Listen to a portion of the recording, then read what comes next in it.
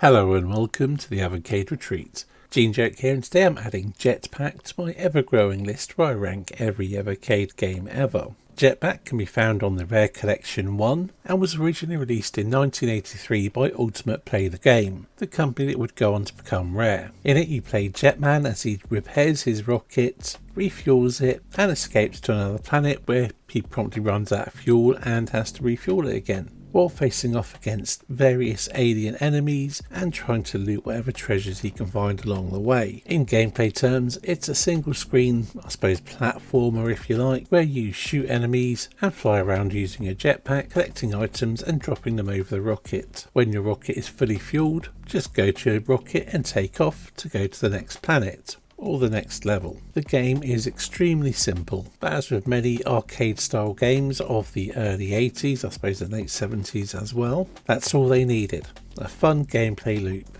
For my personal history with Jetpac, it was, I believe, the very first ZX Spectrum game I played. And if it wasn't the very first, because it was a long time ago, I don't fully remember, but it was very much the first one that stuck in my mind and got me really hooked on games. Now, I'm sure most people know that games on the ZX Spectrum were generally loaded off cassette tapes and would take 5-10 minutes to load per game. But there were a few games which loaded off a cartridge that we had an adapter for the ZX Spectrum, the Interface 2, that had some joystick ports on it and you could load in cartridge games. And Jetpac was one of those games, which made it much more appealing for me as a child because it meant I didn't have to wait for minutes hearing that horrible screeching sound as the game loaded up. But anyway, back to the game itself. As I said, it is a very simple game. It is fun and can be quite challenging, but some people might find it a bit too simplistic. Still, even 40 odd years later, I still have a blast with this one, although in small doses. On the graphics front, as you can see, it's not up to all that much, again,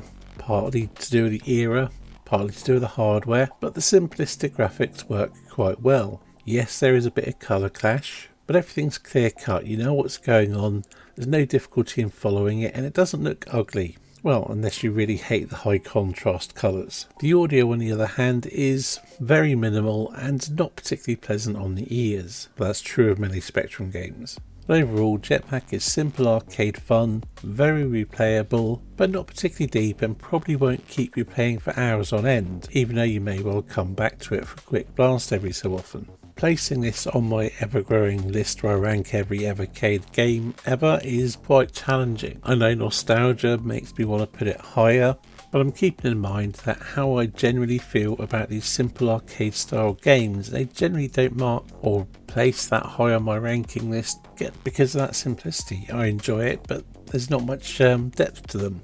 But I've settled on placing it above New Zealand Story but below Saint Dragon, and if that feels high to you, blame nostalgia. Anyway, I think that about covers it, so thank you for watching and I'll see you in the next video.